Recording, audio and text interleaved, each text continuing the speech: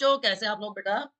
तो अब बात करते हैं यूनिट इकोलॉजी की और उसमें पहला चैप्टर ऑर्गेनिजम्स एंड पॉपुलेशन को हम डिस्कस करते हैं। आप अपने आसपास वैरायटी ऑफ एनिमल्स देखते हैं, जैसे आप यहाँ पे देख पा रहे होंगे। बर्ड्स हैं, इंसेक्ट्स हैं, प्लांट्स हैं and different types of areas, चाहे वो ग्रासलैंड्स हों, चाहे वो मैंग्रोव्स हों, चाहे वो डेंस फॉरेस्ट हों, राइट? इस इसके अलावा बहुत सारे और पैरामीटर्स होते हैं, जैसे एनवायरमेंटल कंडीशंस, फैक्टर्स हैं, वो हमें अफेक्ट करते हैं। तो इकोलॉजी क्या होती है बच्चों? Ecology word was coined bye Hückel, लेकिन उसको यूज करना फर्स्ट जो यूज था वो किया था रेटर ने। Coined bye Hückel but use by rater. अब इकोलॉजी होता क्या है? होती क्या है ecology? It is the inter relationship between organisms. Inter relationship है ऑर्गेनिजम्स की, जितने भी लिविंग ऑर्गेनिजम्स हैं उनकी inter relationship and there interaction with environment. Interaction है उनका विद एनवायरमेंटल कंडीशंस। उस रिलेशनशिप को, उस इंटरेक्शन को क्या कहा जाता है बच्चों? इकोलॉजी कहा जाता है। सिंपल वर्ड्स में अगर मैं आपको समझाऊं, ये रामदेव मिश्रा आपको दिखाई दे रहे हैं, एनसीईआरटी में डायग्राम है, फोटो है इनकी।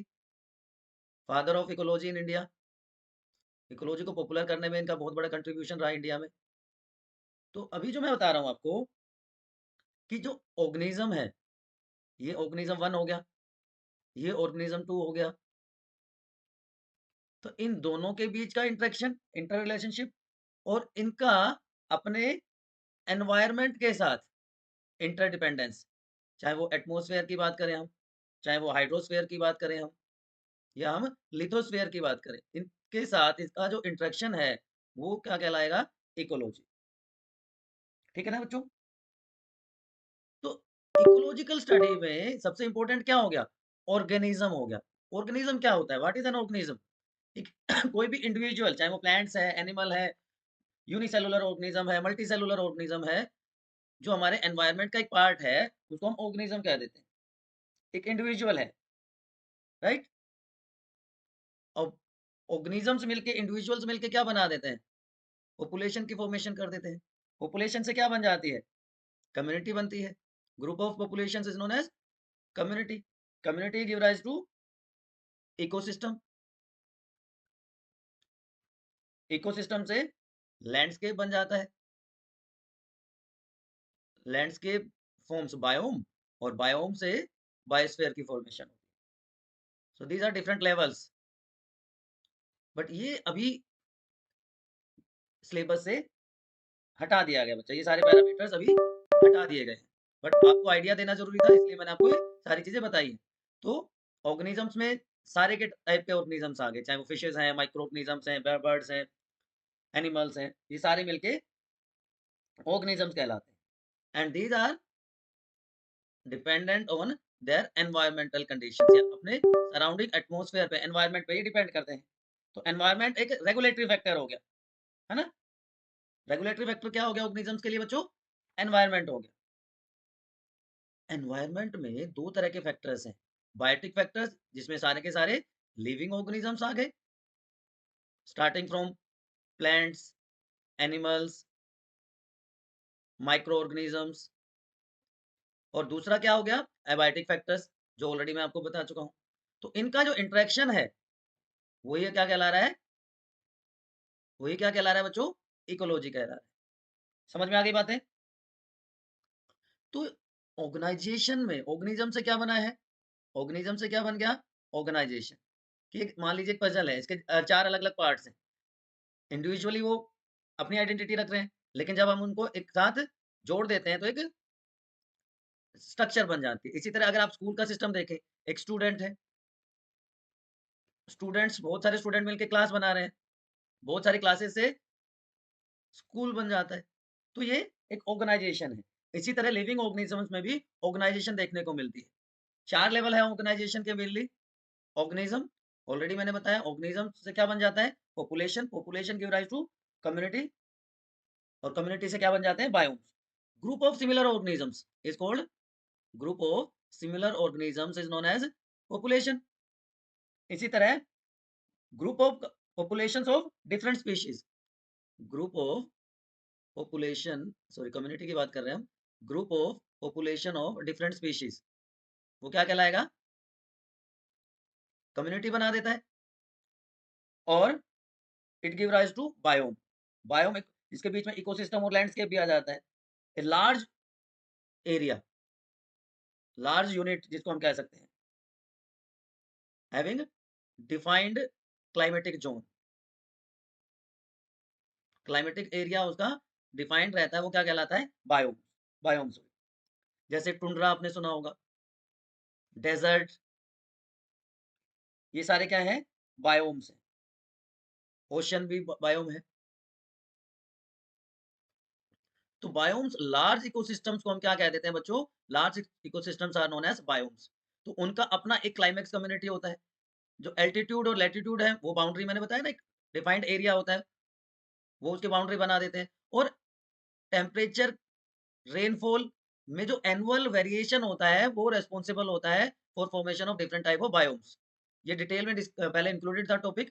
मीन एनुअल रेनफॉल का, मीन एनुअल टेम्परेचर के साथ जब ग्राफ प्लॉट किया जाता है, तो उसके बेसिस पे they are different types of biomes. Desert, जहाँ पे रेनफॉल 50 सेंटीमीटर से भी कम हो एनुअल। इसी तरह ट्रॉपिकल रेन फॉरेस्ट में यहाँ से 400 सेंटीमीटर एनुअल रेनफॉल होता है। Coniferous, temperate, grasslands, arctic and alpine tundra, these are different type of biomes. ये सारे के सारे। और इसी तरह major grassland, prairies, pampas, steppes, velds, ये सारे के सारे आप एक बार नजर मार सकते हैं, जस्ट फॉर योर नॉलेज। अब होम्योस्टेटिस क्या होता है? इंटरनल बॉडी टेम्परेचर को या इंटरनल बॉडी एनवायरनमेंट को कांस्टेंट रखना with respect to outside environment, that is known as homeostasis. और ये हायर ऑर्गेनिजम्स की स्पेशलिटी होती है। Higher organism shows homeostasis. Human beings में होम्योस्टेटिस होता है। इसीलिए बाहर चाहे एनवायरनमेंट में कितनी भी वेरिएशंस हो, हमारी बॉडी का जो इंटरनल टेम्परेचर रहता है वो कांस्टेंट रहता है। तो there are certain rules given कि टेम्परेचर जो है वो इफेक्ट करता है बहुत सारे मॉर्फोलॉजिकल कैरेक्टर्स को। बर्गमैन्स रूल, बर्गमैन रूल क्या कहता है कि बर्ड्स और मैमल्स में जो बॉडी साइज है वो कोल्डर रीजन में ज्यादा होता है as compare to those live in warmer region. Allen's rule कि कोल्डर क्लाइमेट के जो एनिमल्स हैं उनके जो ईयर्स होते हैं वो छोटे होते हैं, जिससे वो हीट लॉस कम करें। Jordan rule says that fishes जो कोल्ड वाटर में रहती हैं उनमें वर्टेब्रे ज्यादा होते हैं। ग्लोकर्स रूल कि एनिमल्स जो ट्रॉपिकल रीजन के हैं उनमें पिगमेंटेशन ज्यादा होता है आर्कटिक रीजन के एनिमल्स के कंपैरिजन में। And Rensch's rule says that colder region birds have narrow wings as compare to those found in warmer rings. तो इसके ऊपर भी आप एक नजर डाल लीजिएगा बच्चों। एग्जैक्टली जो चैप्टर्स अब जो स्टार्ट होता है, जो न्यू एनसीईआरटी है, रैशनलाइज सिलेबस के हिसाब से जो नया सिलेबस है, उसके हिसाब से टेम्परेचर कह रहा हूँ, जो सिलेबस है वो स्टार्ट होता है पॉपुलेशन एट्रीब्यूट से। What are population attributes? तो कुछ ऐसे पैरामीटर्स हैं जिसके हेल्प से पॉपुलेशन स्टडी की जाती है, and they are known as population attributes. याद रहेगा बच्चों? तो उससे पहले आपको ये पता होना चाहिए कि व्हाट इज पॉपुलेशन। पॉपुलेशन क्या होती है? अभी मैंने बताया था, what is population? Group of similar type of individuals is known as population. Clear? या हम कह सकते हैं कि total number of inbreeding individuals of a species, total number of inbreeding individuals of a species, member of a species, ठीक है, इन a given area, एक particular geographical area में, वो पॉपुलेशन कहलाता है। तो पॉपुलेशन किसी भी एरिया की डिपेंड करती है चार पैरामीटर्स पे: birth and death rates, sex ratio, age distribution and population density. एक एक करके इसको डिस्कस करेंगे। सबसे पहले हम बात करते हैं birth and death rates. Birth rate, number of birth per thousand, number of birth per thousand is known as birth rate. Clear? अब मान लीजिए एक फ्लावर की स्पीशीज है जिसमें 200 फ्लावर्स हैं, इस सीजन में 80 और जुड़ गए, तो टोटल पॉपुलेशन कितनी थी? 80। बर्थ कितना हुआ? 80। तो उसको कैसे निकालेंगे? बर्थ अपॉन टोटल, और अगर उसकी परसेंटेज निकालनी है तो उसको हम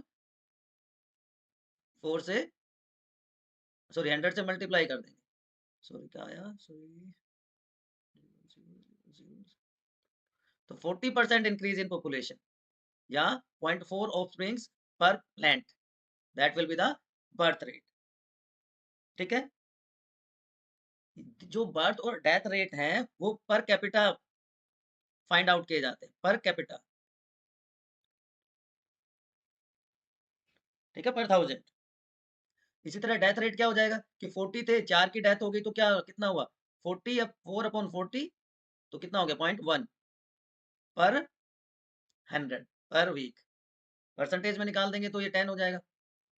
ठीक है, तो birth and death rate, birth को क्या कहा जाता है, नेटेलिटी, नंबर ऑफ बर्थ पर 1000, एंड डेथ को क्या कहा जाता है, मोर्टेलिटी। तो नेटेलिटी एंड मोर्टेलिटी, ये वर्ड भी आपको पता होने चाहिए। क्लियर। उसके बाद अगला फैक्टर जो आता है सेक्स रेशो। सेक्स रेशो ये इंडिविजुअल के लिए अप्लाई नहीं होता। ठीक है, तो पॉपुलेशन के ऊपर ये एप्लीकेबल होता है। पॉपुलेशन एंड सेक्स रेशो, यहाँ भी फोटोग्राफ में आप देख पा रहे होंगे 60% फीमेल्स एंड 40% मेल्स, तो रेशो क्या आ गई 60-40। क्लियर।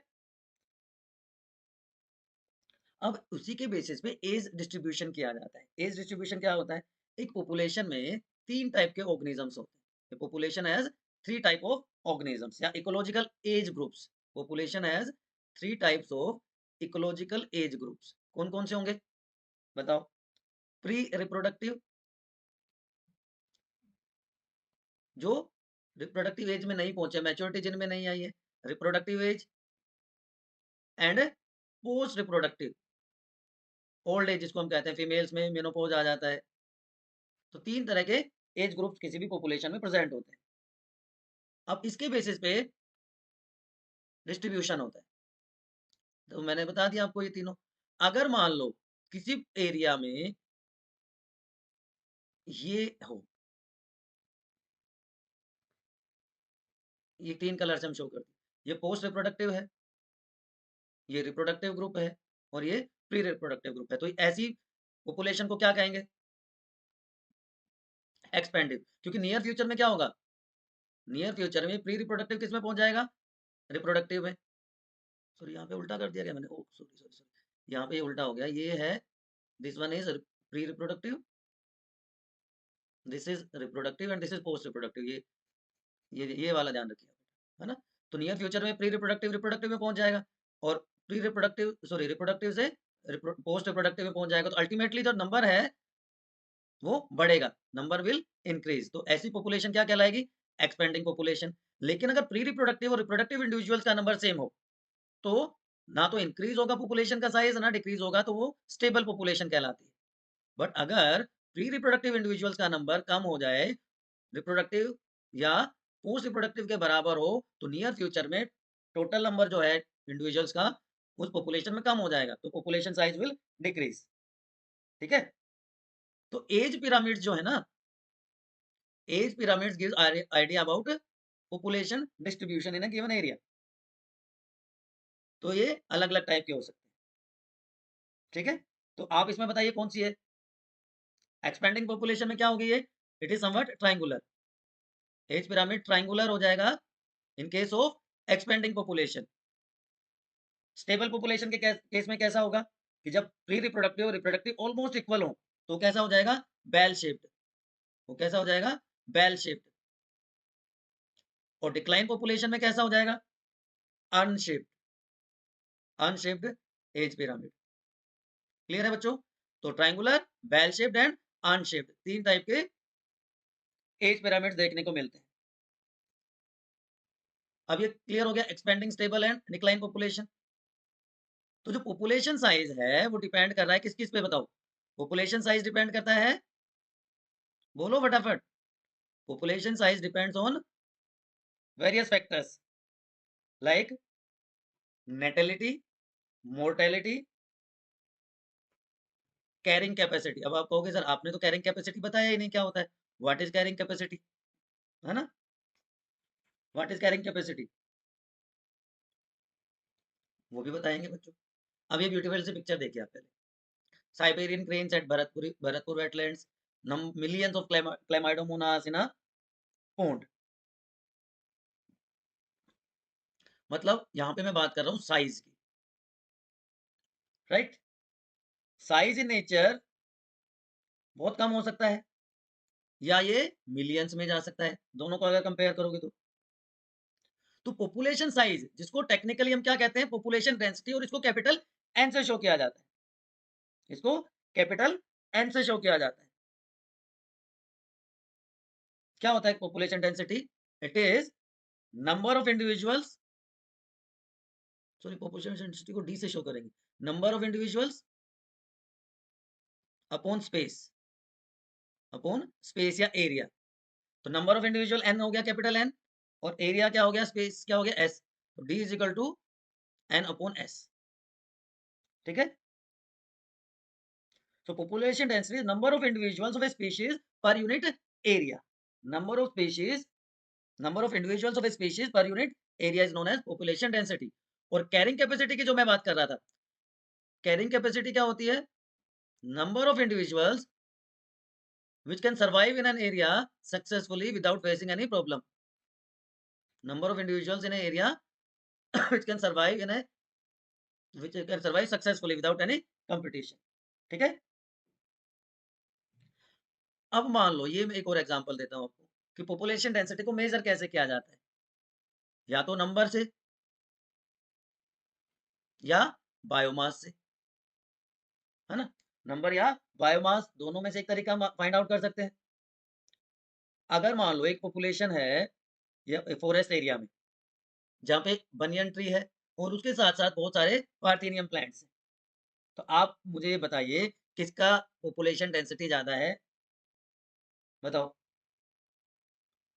सीधी सी बात है, नंबर ऑफ इंडिविजुअल्स। तो उस केस में पार्थेनियम की पॉपुलेशन डेंसिटी ज्यादा है।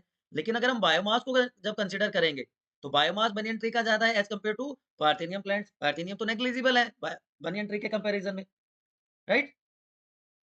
तो बायोमास भी यूज किया जा सकता है as a measure of density. Forest में जो पॉपुलेशन साइज है वो इनडायरेक्टली एस्टिमेट किया जा सकता है विदाउट एक्चुअली काउंटिंग देम। जैसे टाइगर सेंसस होता है हमारे देश में, टाइगर सेंसस में क्या किया जाता है, टाइगर्स का नंबर काउंट नहीं किया जाता, उनके पग मार्क्स या फिकल पैलेट्स को काउंट करके टाइगर्स का नंबर काउंट किया जाता है। या नंबर ऑफ फिशेस कॉट पर ट्रैप, उससे एक आइडिया लग जाता है कि टोटल पॉपुलेशन डेंसिटी क्या है, कि भाई हमने फिशेस पकड़ी, एक बार नेट लगाया, एक नेट में कितनी फिशेस आई, उससे पॉपुलेशन डेंसिटी का आइडिया आ जाएगा ना कि भाई इस पॉन्ड में या इस रिवर में पॉपुलेशन डेंसिटी ये है फिशेस की। ठीक है। अब आता है पॉपुलेशन ग्रोथ, या जिसको हम पॉपुलेशन डायनामिक्स भी कहते हैं, which is also known as population dynamics. Population dynamics study है चेंजिंग पैटर्न की, किसका changing pattern, size, age, sex ratio and effect of environmental and biological processes. तो मतलब natality, mortality, immigration and emigration. देखो यहाँ पे बड़ा कंफ्यूजन होता है ना? इमी का मतलब है, बताओ इमी का मतलब क्या होता है? आना। एमी का मतलब है जाना, एग्जिट। एग्जिट से इसको आप याद रख लोगे। और एंड इमी से मतलब एंट्री। तो natality, number of birth, number of death, जो चले गए और जिनकी एंट्री होगी। मतलब दो फैक्टर ऐसे हैं जो उसको प्लस करेंगे, दो माइनस करेंगे। तो मैंने ऑलरेडी आपको बताया था नेटेलिटी क्या है, number of birth during a given period in A population, ये पॉजिटिव करेगा। जबकि मोर्टेलिटी क्या है, नंबर ऑफ डेथ। तो नेटेलिटी प्लस करती है, मोर्टेलिटी माइनस करती है। It increases population size, population size increases due to natality but population size decreases, reduces due to mortality। समझ में आ गई बात? इसी तरह इमी एंट्री हो रही है तो भी क्या होगा, पॉजिटिव इंपैक्ट होगा। लेकिन ये क्या है, लेफ्ट द हैबिटेट। कितने ऑर्गेनिजम्स यहां से चले गए, number of individuals of the population left the habitat, दूसरी जगह चले गए, किसी नए हैबिटेट में चले गए, तो इट गिव नेगेटिव इंपैक्ट। तो mortality and emigration they decreases the population size, जबकि natality and immigration increases the population density. ये एनसीईआरटी का डायग्राम है। Natality birth, mortality death, immigration sorry, immigration entry, emigration exit. तो positive symbol shows increase population density and negative sign shows decreased population density. याद रहेगा? यहां तक कोई confusion है तो बताओ फटाफट।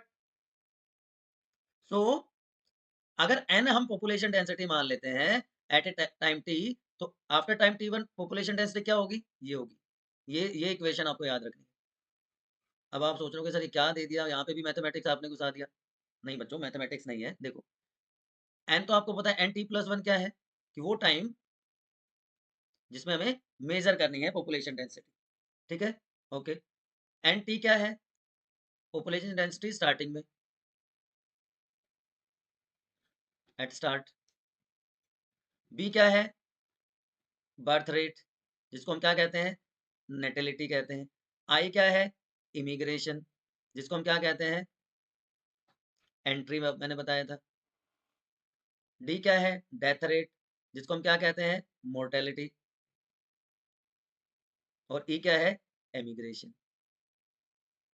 तो ये दोनों बढ़ाते हैं पॉपुलेशन डेंसिटी को, ये दोनों डिक्रीज करते हैं। तो इस इक्वेशन को फॉलो करके हम एक पर्टिकुलर टाइम पीरियड पे पॉपुलेशन डेंसिटी को फाइंड आउट कर सकते हैं। ठीक है, अब बात आती है ग्रोथ मॉडल्स की। दो ग्रोथ मॉडल्स कॉमनली स्टडी किए जाते हैं पॉपुलेशन के लिए, exponential growth and logistic growth. Again NCERT का ग्राफ है, इसको हम स्टडी करने वाले हैं। तो ग्रोथ मॉडल्स क्या है? Growth of A population, growth models क्या है? Growth of population with time. क्योंकि ग्रोथ जो है ना पॉपुलेशन की टाइम के साथ, वो कुछ स्पेसिफिक पैटर्न शो करती है। तो एक्सपोनेंशियल जब रिसोर्सेज अनलिमिटेड हो, व्हेन रिसोर्सेज आर अनलिमिटेड, मतलब जब हैबिटेट नया हो, रिसोर्सेज अनलिमिटेड होंगे। और जब रिसोर्सेज लिमिटेड हैं तो वो क्या होगा? Logistic growth, resources are limited. Nature में ये रियलिस्टिक है, ये न्यू हैबिटेट के लिए होता है। ठीक है, चलिए डिस्कस करते हैं।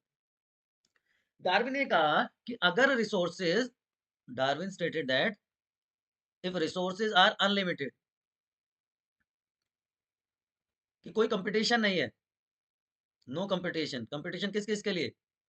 Competition for food and space mainly.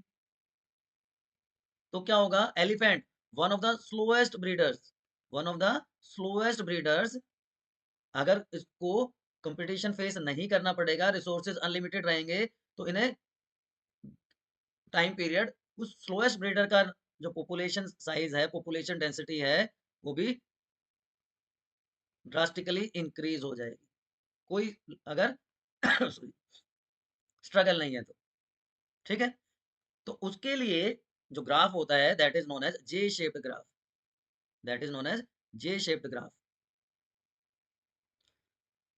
और उसकी इक्वेशन क्या है? इंक्रीज और decrease in population density during time period T, D N upon D T is equal to B minus D. B क्या है? बर्थ रेट है। डी क्या है? डेथ रेट है। एन क्या है? Population density. तो बी माइनस डी क्या आ जाता है? बर्थ माइनस डेथ रेट को हम क्या कह देते हैं? आर। आर क्या है यहाँ पे? आर क्या है? Intrinsic rate of, sorry, R is equal to intrinsic rate of natural increase, intrinsic rate of natural increase, R से उसको रिप्रेजेंट कर देते हैं। ठीक है, तो ये इक्वेशन हमारी क्या आ गई? D N upon D T is equal to R upon N. ठीक है,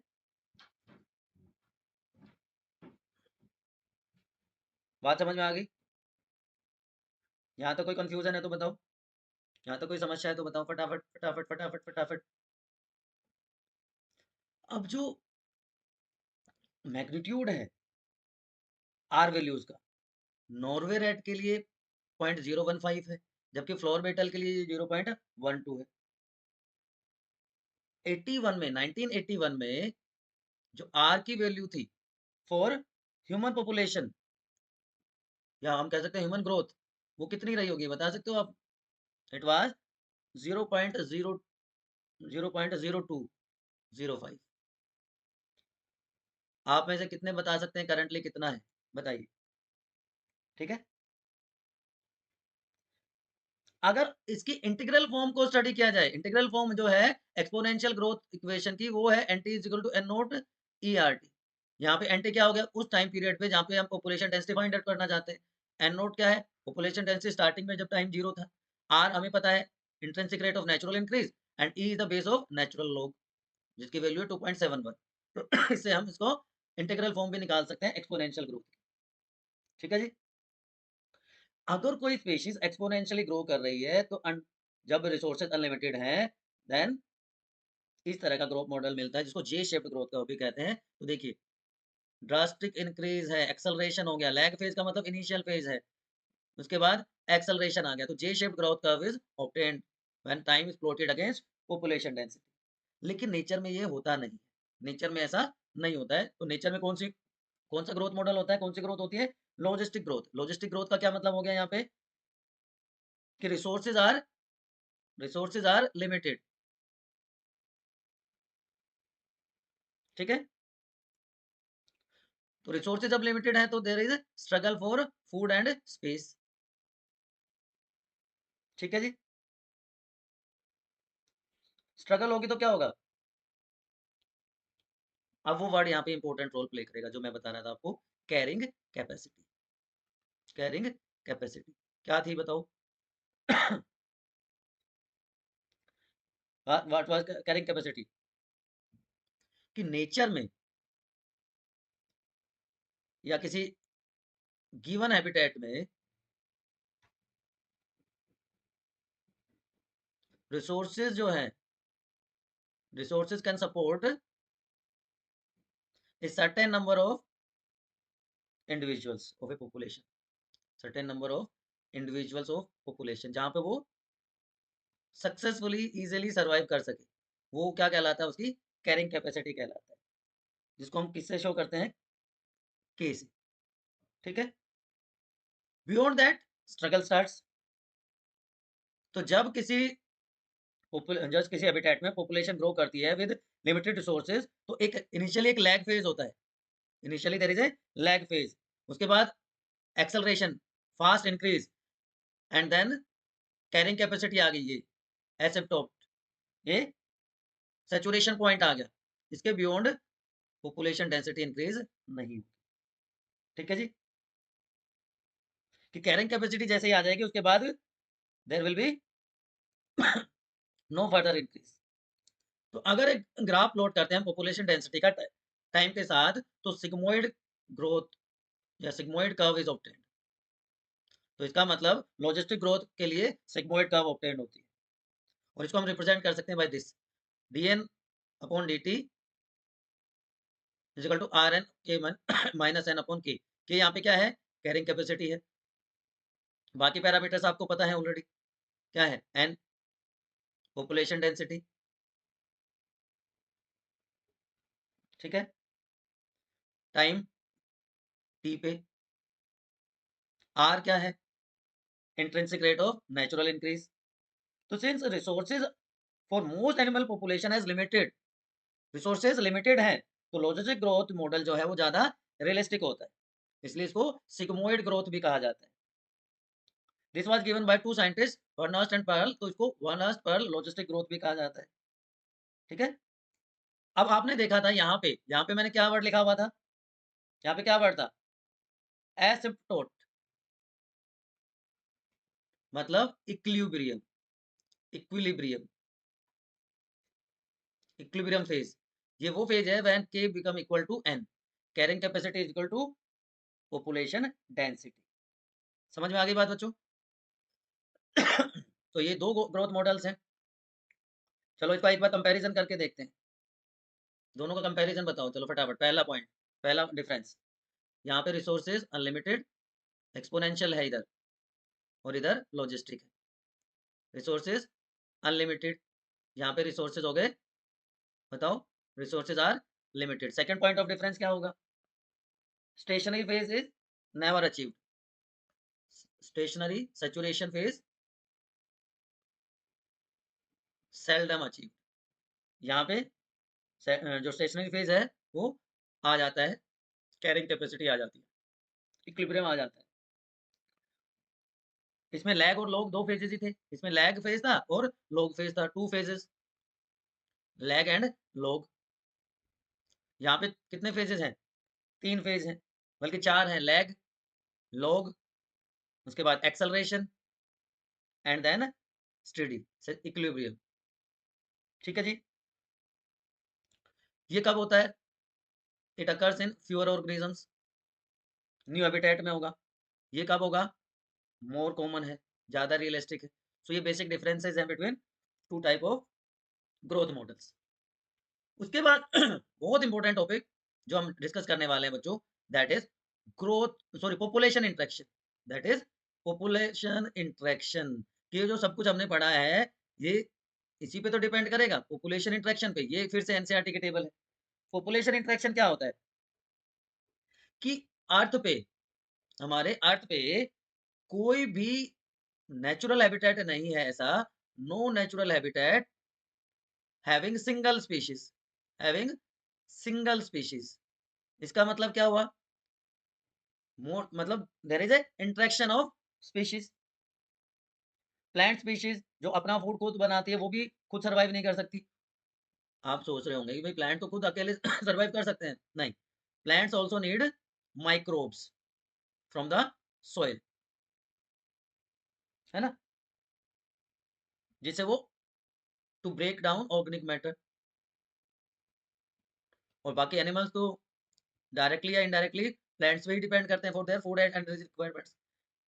तो यहाँ पे जो इंटरेक्शंस हैं उनको हम डिस्कस कर लेते हैं। एक बार मैं आपको टेबल समझा देता हूँ, उसके बाद उसको डिटेल में डिस्कस करेंगे। देखो, दो स्पीशीज हैं, स्पीशीज ए एंड बी, और टाइप ऑफ इंटरेक्शन। ठीक है, पहले हम बात कर रहे हैं with no harm, with no harm. ठीक है, दैट इज कॉल्ड म्यूचुअलिज्म। वो क्या है? म्यूचुअलिज्म। या हम कह सकते हैं विद पॉजिटिव इफेक्ट, कि दोनों को बेनिफिट मिल रहा है तो पॉजिटिव इफेक्ट है। ठीक है, पॉजिटिव पॉजिटिव। दूसरा है कंपटीशन। कंपटीशन में तो क्या होगा? कंपटीशन डायरेक्ट भी हो सकता है, कंपटीशन इनडायरेक्ट भी हो सकता है ना। तो इसमें दोनों को ही नुकसान होता है, तो नेगेटिव इंटरेक्शन हो गया। प्रीडेशन, जो खाने वाला है, जो स्ट्रोंगर है, जो प्रीडेटर है, उसको फायदा होगा, और जो प्रे है उसको नुकसान होगा। तो ये भी पॉजिटिव इंटरेक्शन होता है। नहीं, ये नेगेटिव होगा क्योंकि एक को नुकसान हो रहा है। This is also negative interaction. Parasitism, यहाँ पे भी एक को नुकसान, होस्ट को नुकसान, पैरासाइट को फायदा, अगेन नेगेटिव इंटरेक्शन। कमेंसलिज्म, एक को फायदा, दूसरे को ना नुकसान ना फायदा। ठीक है, तो जो कमेंसल है उसको फायदा हो रहा है, जो दूसरा है उसको कोई फर्क नहीं पड़ रहा। ठीक है जी, अब एक एक करके इसको डिटेल में डिस्कस करते हैं। म्यूचुअलिज्म एक ऐसा रिलेशनशिप है जहाँ पे दो ऑर्गेनिजम्स जो डिफरेंट स्पीशीज से बिलोंग करते हैं, they mutually get benefit from each other. ठीक है, they got mutual benefit from each other. इस तरह का जो रिलेशनशिप है वो क्या कहलाता है बच्चों? That is known as mutualism, या इसको सिम्बायोसिस भी कहा जाता है। It is also known as symbiosis. ठीक है जी, लाइक ये पहला एग्जांपल आप देख रहे हो, यहाँ पे क्या है? एक इंसेक्ट है और एक फ्लावरिंग प्लांट है। तो क्या हो रहा है? फ्लावरिंग प्लांट को पोलिनेटर मिल रहा है और इंसेक्ट को क्या मिल रहा है? नेक्टर मिल रहा है फॉर फूड। तो दोनों को अपना अपना फायदा मिल रहा है, तो ये क्या हो गया? म्यूचुअलिज्म।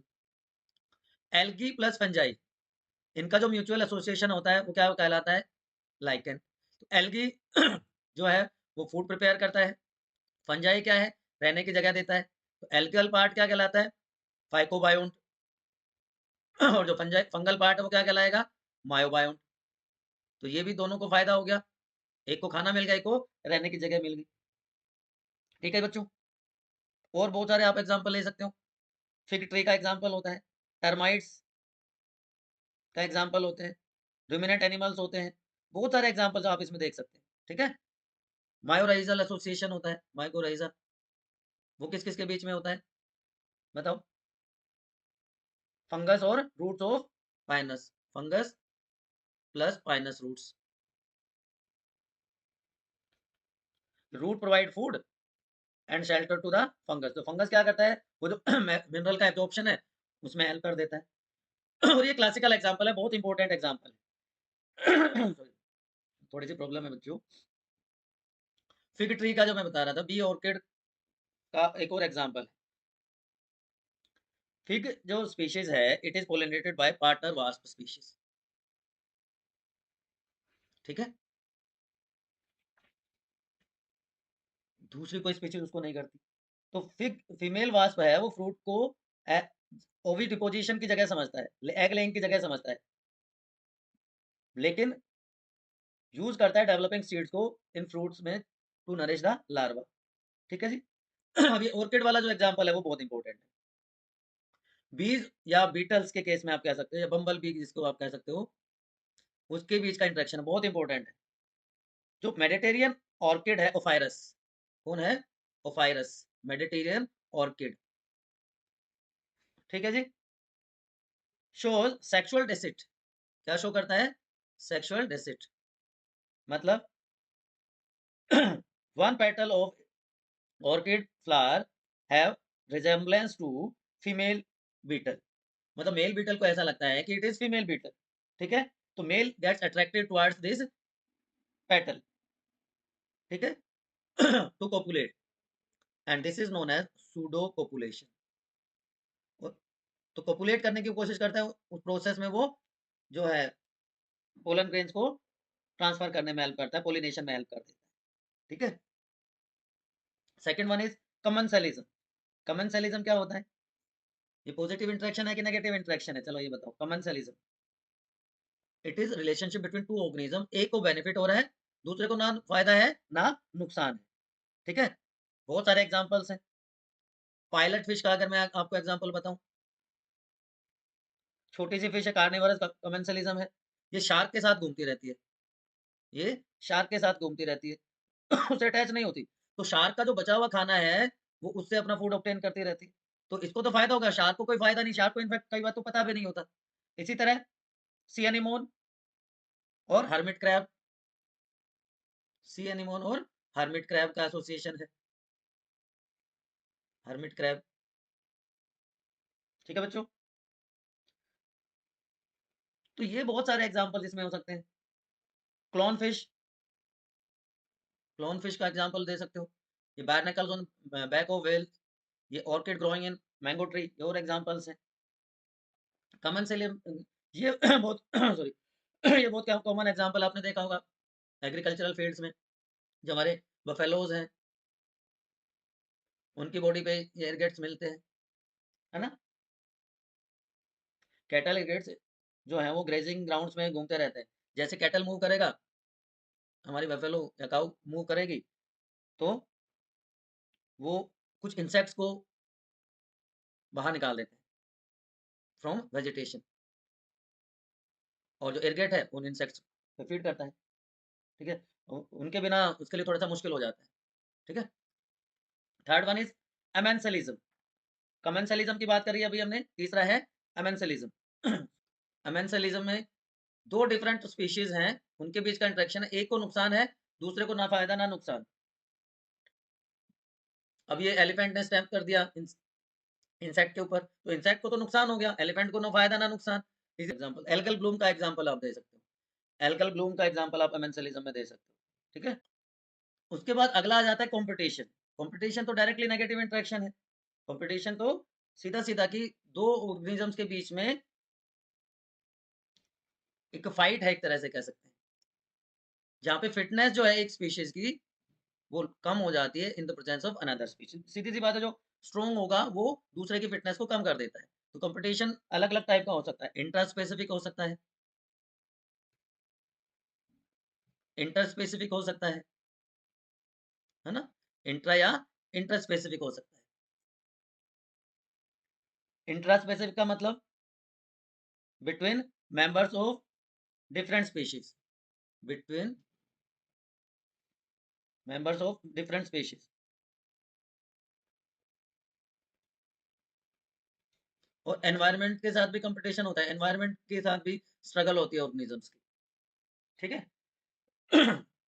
अब देखो इसको बड़ा आसानी से समझते हैं, एक सिंपल सा एग्जांपल लेते हैं कि हमने लिया फ्लोर बीटल। थोड़ी देर पहले भी हमने बात करी थी फ्लोर बीटल की। फ्लोर बीटल हमने ली और उनको पेयर में रखा 1, 8, 40, 80 इस तरह से पेयर्स में रखा, ठीक है? और एग का नंबर डिक्रीजिंग ऑर्डर में रखा 10, 6, 2, 1, ठीक है जी।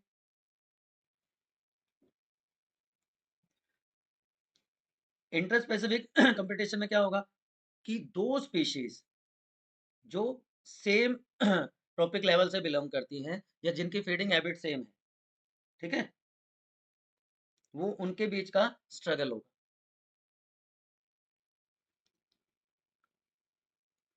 अब जो फ्लोर बीटल की हमने बात करी तो यहाँ पे जो इंटर स्पेसिफिक स्ट्रगल हुआ, कंपटीशन हुआ, वो कंट्रोल कर रहा है size of population through decreasing number of birth and their survival. बात समझ में आई? स्ट्रगल की वजह से जो नंबर है वो डिक्रीज होता चला गया, एक्स का नंबर। देखो यहाँ पे स्ट्रगल कम था, जैसे ही नंबर बढ़ा, कंपटीशन बढ़ गया, तो number of x gradually decreased. समझ में आ गई बात बच्चों? अब बात करते हैं हम कि जो इंडिविजुअल्स हैं, इंडिविजुअल्स ऑफ डिफरेंट स्पीशीज, उनके बीच में जो स्ट्रगल है, they do not have similar type of adaptation. उनमें एक जैसे अडेप्टेशन थोड़ी होंगे, एक टाइप की अडेप्टेशन नहीं होंगी ना। यस और नो बताओ? नहीं होंगी। तो वो क्या करते हैं, they try to prove their supremacy, they try to prove their supremacy कि मैं बेटर अडेप्ट होके और दूसरों के ऊपर सुपीरियरिटी शो करूं, ठीक है? क्योंकि डार्विन ने कहा था सर्वाइवल ऑफ द फिटेस्ट। तो जो सुपीरियर है वो एक्सक्लूड कर देगा, भगा देगा इंफीरियर्स को, इंफीरियर्स को, इंफीरियर्स, ठीक है? तो इसी के बेस पे एक हाइपोथेसिस दी गई जिसको गोज हाइपोथेसिस या प्रिंसिपल ऑफ कॉम्पिटिटिव एक्सक्लूजन कहा जाता है। गोज हाइपोथेसिस या principle of competitive exclusion. Goes ने क्या कहा कि दो क्लोज रिलेटेड स्पीशीज जहां पे रिसोर्सेज शेयर हो रहे हो कैन नॉट एग्जिस्ट इनडेफिनेटली, और जो कॉम्पिटिटिवली जो इंफीरियर वन है वो एलिमिनेट हो जाएगा, सुपीरियर वन विल सर्वाइव, ठीक है? तो ये क्या कहलाता है, गोज कॉम्पिटिटिव एक्सक्लूजन प्रिंसिपल। कुछ एग्जांपल्स हैं जिनके बेसिस पे हम ये देख सकते हैं। एक एग्जांपल मैं आपको डिस्कस करके बताता हूँ। कैथामेलस, कैथामेलस बार्नेकल है,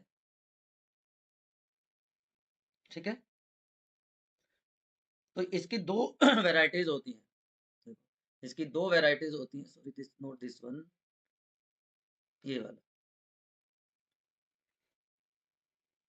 जो बेलेनस है, इसकी जो दो वेराइटीज होती हैं, बेलेनस और कैथामेलस की। तो लोअर इंटरटाइडल जोन में बेलेनस डोमिनेट करता है, जबकि हायर टाइडल जोन में कैथालेमस डोमिनेट करता है, ठीक है? In the rocky sea coast of Scotland. तो ये एक्सपेरिमेंट कंडक्ट किया जोसेफ कॉर्नेल ने। उन्होंने कहा कि जो सुपीरियर बार्नेकल है बेलेनस, वो उसने एक्सक्लूड कर दिया कैथामेलस को इंटरटाइडल जोन से, लेकिन वाइस वर्सा हो गया हाई टाइड जोन में, ठीक है? This phenomenon is called competitive release. Competitive release का मतलब क्या हुआ कि जो दो स्पीशीज हैं वो अपने कंपटीशन को वहां से हटा देती है। जो कॉम्पिटिटिव स्पीशीज है वो एग्जिस्ट भी कर सकती है, ऐसा नहीं कि हमेशा इनको रिमूव ही होना पड़ता है। ऐसे भी केसेस मिले हैं जब वो रिसोर्सेज को शेयर कर लेते हैं, that is known as resource partnering. आप स्क्विरल की दो स्पीशीज देख रहे हैं, मान लीजिए ये एलिमेंट पे सर्वाइव करती हैं, ठीक है? अब अगर ये एरियाज डिसाइड कर ले, अलग अलग एरिया में जाके एलिमेंट पे सरवाइव करें, तो दोनों सक्सेसफुली सरवाइव कर सकते हैं, उनके बीच में कंपटीशन नहीं होगा। और इसी एक्सपेरिमेंट को, इसी प्रोसेस को मैकआर्थर ने एक्सप्लेन किया। उन्होंने कहा कि वेबलर की डिफरेंट जो स्पीशीज हैं वो अलग अलग एरियाज को आइडेंटिफाई कर लेती हैं प्लांट पे to obtain their food, so there is no competition among them, और एक सिंगल प्लांट पे ही अलग अलग स्पीशीज सर्वाइव कर सकती हैं। तो एक क्लासिकल एग्जांपल हो गया रिसोर्स पार्टनरिंग का। लेकिन ये हमेशा इस तरह की चीजें नहीं हो पाती। अगला जो है interaction, that is known as parasitism. Parasite आपको सबको पता है, व्हाट इज पैरासाइट? ये ऐसा रिलेशनशिप है, it is relationship between two living organisms of different species, of different species. Species दोनों के अलग अलग है। एक स्पीशीज को क्या कह रहे हैं? One species is called parasite and other second species is called host. Parasite gets benefit, host को हार्म होता है। ठीक है, याद रहेगा। पैरासाइट याद रखना, पैरासाइट स्मॉलर होता है as compare to host, but still get benefit. ठीक है। अलग अलग तरह के पैरासाइट होते हैं, एक्टोपैरासाइट, एंडोपैरासाइट। ये कुछ एग्जांपल्स हैं, लाइस, टिक, टेस्कुटा, ये प्लांट्स में होता है, ये एनिमल्स में होते हैं। ये एनिमल्स की बॉडी के अंदर मिलते हैं, hookworm, tapeworm, leech, and they causes diseases even in human beings. अब देखो क्या, parasitism is also example of coevolution. Coevolution भी हो रहा है कि ह्यूमन बीइंग के इंटेस्टाइन में पैरासाइट मिलता है, पिनवॉर्म। ठीक है। तो अगर ह्यूमन बीइंग सरवाइव करेगा तो पैरासाइट भी सक्सेसफुली सरवाइव कर पाएगा, क्योंकि वो अपने आप को अडेप्ट कर लेता है। But with the death of human, parasite will also die. तो ये को एग्जिस्टेंस, को इवोल्यूशन का एग्जांपल भी तो हो गया ना। ठीक है। बहुत अलग अलग टाइप के पैरासाइट्स हैं, hyper parasite, holo parasite, hemi parasite. But आपको मेनली ये पढ़ना है ब्रूड पैरासिटिज्म। इंटरेस्टिंग एग्जांपल है पैरासिटिज्म का कि जो पैरासाइट बर्ड है, पैरासाइट बर्ड जो है, lay egg in the nest of host. यहाँ पे आप याद रखना बच्चों, पैरासाइट और होस्ट का साइज ऑलमोस्ट सेम होता है। ठीक है, याद रखना। तो ये जो कुको है, अपने जो एग्स है ले कर देती है क्रो के नेस्ट में, and after some time during growth ये इसका कलर भी चेंज हो जाता है, ये भी क्रो के एग जैसे हो जाता है। ठीक है, तो this is known as brood parasitism. याद रहेगा।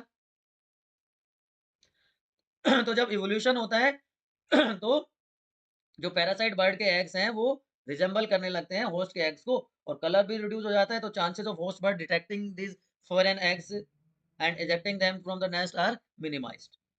ठीक है। प्रीडेशन, प्रीडेटर क्या होता है? मूवी का बहुत सारे बच्चों ने देखी होगी प्रीडेटर। ऐसा बायोलॉजिकल इंटरेक्शन जहां पे एक जो सुपीरियर ऑर्गेनिज्म है, जो लार्ज साइज है मेनली, या जिसको हम प्रीडेटर कहते हैं, वो किल कर देता है, खा जाता है दूसरे इंफीरियर ऑर्गेनिज्म को, प्रे ऑर्गेनिज्म। तो ये क्या कहलाएगा? प्रीडेशन। तो नॉर्मली प्रीडेटर जो होता है वो स्ट्रॉन्ग होता है एज कंपेयर टू प्रे। बहुत सारे एग्जांपल्स हैं। ईगल का देखा होगा आपने, ईगल स्मॉल बर्ड्स को खा जाती है, उठा ले जाती है, स्मॉल एनिमल्स को उठा ले जाती है, लाइक रैबिट। ठीक है। अब जो बर्ड्स और जो इंसेक्ट्स हैं वो प्लांट्स पे डिपेंड करते हैं for their food, and animals directly या इनडायरेक्टली डिपेंड करते हैं प्लांट्स पे फॉर देयर फूड। क्लियर बच्चों? बात समझ में आ गई? अब एक इंटरेस्टिंग चीज आपको बताता हूँ। ये प्रीडेटर और प्रे का इंटरेक्शन आपको दिख रहा है, ये बेचारा भागता रहेगा बट अल्टीमेटली टाइगर इसको छोड़ने वाला नहीं। तो जो bio, sorry not this one, yes this one, predator जो है प्रे की पॉपुलेशन को कंट्रोल में रखते हैं। ऑस्ट्रेलिया में क्या हुआ, कैक्टस की पॉपुलेशन ड्रास्टिकली इंक्रीज होने लगी, तो वहां पे एक मोथ जिसका नाम है कैक्टोबैटिल ब्लास्टिस कैक्टोरम, कैक्टोब्लास्टिस कैक्टोरम उसको इंट्रोड्यूस किया गया और उसने क्या किया, कैक्टस की पॉपुलेशन को कंट्रोल कर दिया। वो वाला कंफ्यूजन था, वो एक बार मुझे दोबारा बताना चाहिए कि थोड़ा सा कहीं ना कहीं वो कंफ्यूजन क्रिएट हो गया बच्चों में, अमेंसलिज्म और कमेंसलिज्म वाला, राइट। तो मैं दोबारा से आपके लिए उसको एक्सप्लेन करता हूँ, अमेंसलिज्म और कमेंसलिज्म। देखो पहला वर्ड है अमेंसलिज्म। अमेंसलिज्म क्या होता है? ऐसा इंटरेक्शन जहां पे दो इंडिविजुअल्स हैं, समझना बच्चों, दो इंडिविजुअल्स हैं और दो स्पीशीज हैं, two individuals of two different species, one organism does not allow other to grow or live near it। ठीक है, याद रहेगी। इसका एग्जांपल पेनिसिलियम वाला था, पेनिसिलियम का। Penicillium do not allow staphylococcus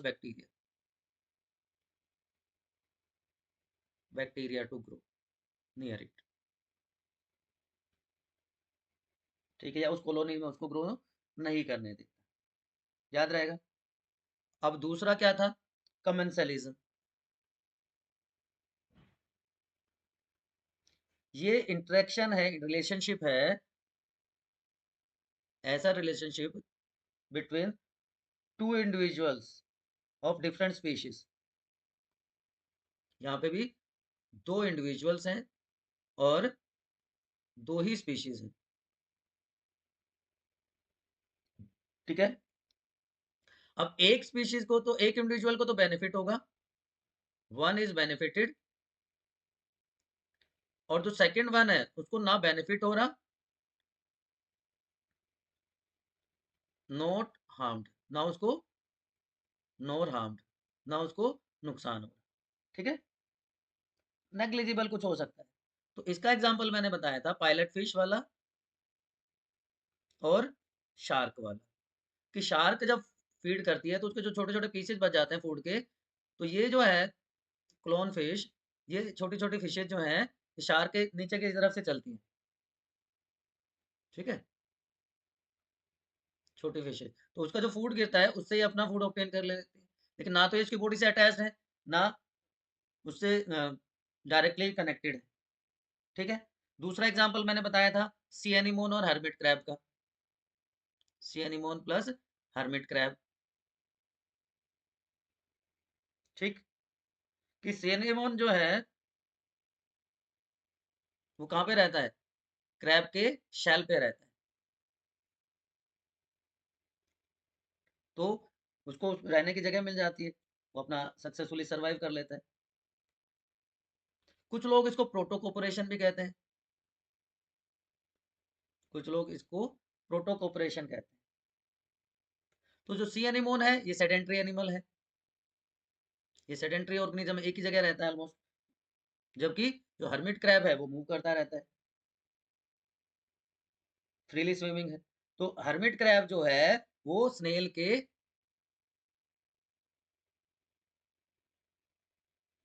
जो सॉरी सी एनिमोन जो है वो स्नेल का शेल यूज करता है फॉर देयर, फॉर इस हाउस।